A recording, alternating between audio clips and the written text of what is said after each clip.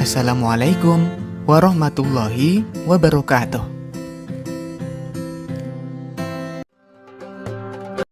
Hai adik-adikku yang soleh dan soleha, bagaimana kabarnya? Semoga semuanya tetap sehat dan tetap semangat ya. Sebelum mulai, mari kita berdoa terlebih dahulu. Bismillahirrahmanirrahim. Robbi zidni ilman warzuqni fahman. Dan untuk video kali ini kita akan belajar di pembelajaran yang ke-8. Judulnya adalah Mari Berperilaku Terpuji. Nah, di sini nanti kita akan khususnya mempelajari perilaku terpuji, di antaranya gemar membaca, lalu pantang menyerah, lalu rendah hati dan hemat. Baik, langsung saja kita mulai pelajarannya ya. Yuk.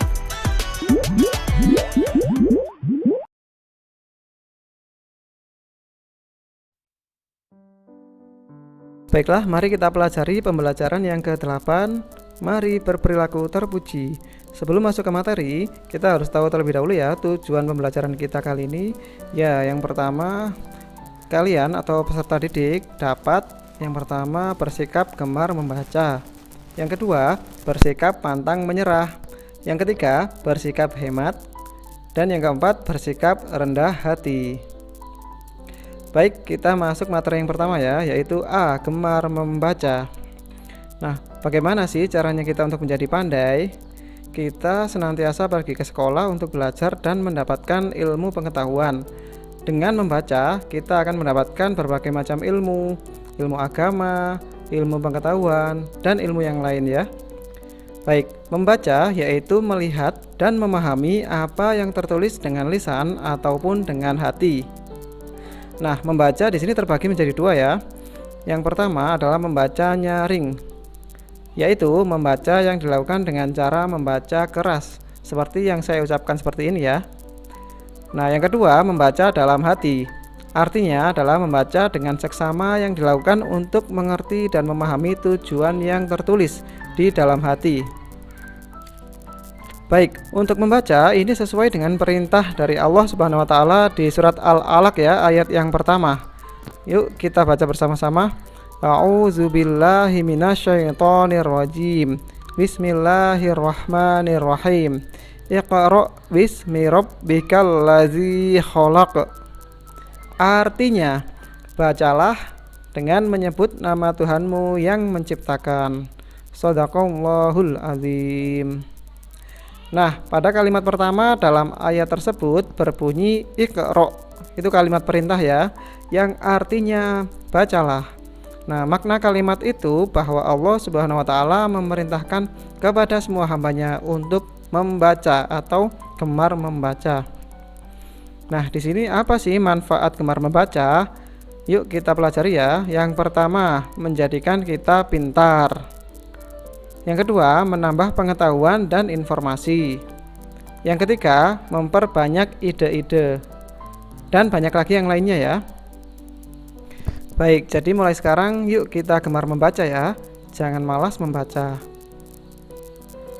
Oke, sekarang masuk di materi yang B, yang kedua ya, yaitu pantang menyerah. Apa sih pantang menyerah itu? Ya, yaitu sikap bertahan untuk mencapai apa yang diinginkan walaupun menghadapi hambatan ataupun rintangan. Allah Subhanahu wa taala berfirman di dalam surat Ar-Ra'd ayat yang ke-11. Yuk dibaca bersama-sama ya. A'udzubillahi minasyaitonirrajim. Bismillahirrahmanirrahim. Innallaha la yughayyiru ma biqaumin hatta yughayyiru ma bi anfusihim. Shadaqallahul azim. Artinya, sesungguhnya Allah tidak merubah keadaan suatu kaum sehingga mereka merubah keadaan yang ada pada diri mereka sendiri. Shadaqallahul azim. Baik, jadi seorang anak yang pantang menyerah itu tidak mudah putus asa dalam menghadapi kesulitan ataupun rintangan. Semua akan dihadapinya dengan sabar dan penuh keyakinan. Baik, lalu bagaimana sih ciri-ciri ataupun perbuatan anak-anak atau orang-orang yang pantang menyerah? Baik, di sini beberapa contohnya ciri-cirinya, yaitu yang pertama, bekerja keras disertai niat yang sungguh-sungguh untuk meraih yang dicita-citakan. Yang kedua, memiliki kemampuan untuk bersyukur kepada Allah Subhanahu wa taala jika mendapatkan kesuksesan, kebahagiaan maupun rezeki. Yang ketiga, bersabar jika mendapatkan kegagalan ataupun kesedihan. Yang keempat, bekerja keras disertai niat yang sungguh-sungguh.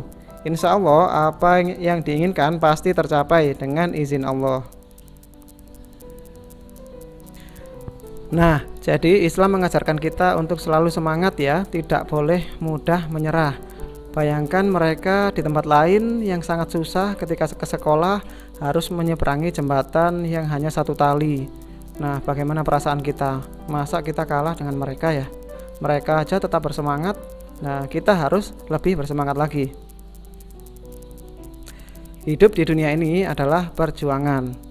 Hidup di dunia tidak untuk bersenang-senang ya, selalu untuk berjuang dan bersemangat untuk meraih kasih sayang Allah Subhanahu wa taala. Baik, kita masuk di materi yang ketiga atau C ya, yaitu rendah hati. Nah, rendah hati di dalam agama Islam atau bahasa Arab disebut dengan tawadhu ya. Apa? Tawadhu. Rendah hati itu adalah sikap tidak merasa bahwa dirinya paling baik atau lebih baik dari yang lain. Rendah hati ini termasuk akhlakul karimah ya, atau akhlak yang terpuji yang sangat dianjurkan kepada semua umat Islam. Nah, rendah hati ini tidak sama dengan rendah diri ya.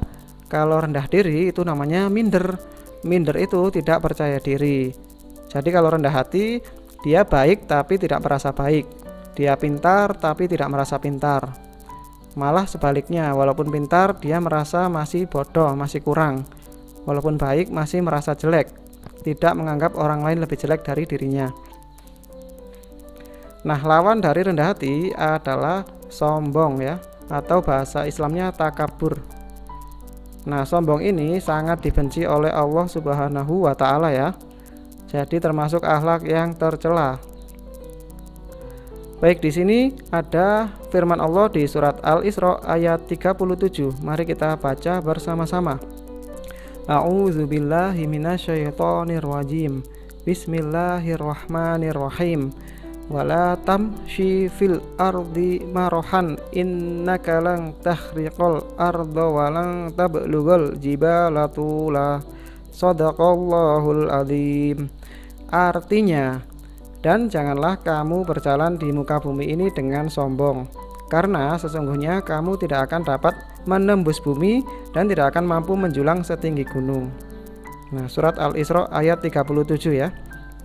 Nah, di sisi lain juga ada hadis dari Nabi Muhammad SAW yang berbunyi, tidak akan masuk surga orang yang dalam hatinya ada kesombongan walaupun sebesar biji zarroh, walaupun satu titik atom ya, atau biji sawi ada di hatinya sombong, maka dia tidak akan bisa masuk surga. Na'udzubillah min zalik. Semoga kita dijauhkan semua dari sikap sombong ya. Amin. Nah, apa sih contohnya rendah hati dalam kehidupan sehari-hari? Berikut ini contohnya ya, untuk kita praktekkan. Yang pertama, kita menyapa atau mengucapkan salam terlebih dahulu bila bertemu dengan orang lain. Tidak menunggu orang lain terlebih dahulu ya. Yang kedua, menghargai orang lain dan tidak suka menghina. Yang ketiga, tidak memamerkan kepintaran atau kelebihan kita. Yang keempat, suka menolong dan memberikan bantuan kepada orang lain. Dan banyak lagi contoh lainnya ya, yang pada intinya kita selalu merasa lebih buruk dari yang lain, jangan sampai merasa lebih baik dari yang lain. Baik, selanjutnya kita masuk di materi yang keempat atau D ya, hemat. Apa sih hemat itu? Ya, hemat artinya menggunakan sesuatu sesuai dengan kebutuhan, tidak berlebihan maupun tidak kurang atau tidak pelit ya. Hemat termasuk akhlakul karimah atau akhlak yang terpuji. Allah Subhanahu wa taala berfirman di dalam surat Al-Furqan ayat 67. Yuk kita baca bersama-sama ya. A'udzubillahi minasyaitonir rajim. Bismillahirrahmanirrahim. Walladzina idza anfaqu lam yusrifu wa lam yaqturu wa kana baina dzalika qawama. Shadaqallahul azim. Artinya, dan orang-orang yang apabila membelanjakan harta mereka tidak berlebihan dan tidak pula kikir, dan adalah pembelanjaan itu di tengah-tengah antara yang demikian. Shadaqallahul alim. Nah, di sini saya akan mencontohkan beberapa contoh hemat di beberapa hal ya. Yang pertama adalah hemat uang. Maksudnya kita menggunakan uang secara berhati-hati. Sebagian untuk biaya hidup, sebagian ditabung, dan sebagian juga untuk bersedekah ya, atau beramal. Nah, jadi uang yang kita miliki harus kita gunakan dengan bijaksana ya. Contoh yang kedua adalah hemat tenaga. Allah Subhanahu wa taala memberikan nikmat kepada kita berupa tenaga dan kemampuan. Maka wajib kita gunakan tenaga kita untuk hal-hal yang bermanfaat ya. Contoh yang selanjutnya adalah hemat waktu. Nabi Muhammad SAW pernah bersabda, jagalah 5 perkara sebelum datangnya 5 perkara, yaitu yang pertama, jaga masa mudamu sebelum masa tuamu. Yang kedua, jaga sehatmu sebelum datang sakitmu. Yang ketiga, jaga masa kayamu sebelum fakirmu. Yang keempat, jaga masa hidupmu sebelum matimu. Dan terakhir, jagalah masa sempatmu sebelum masa sempitmu.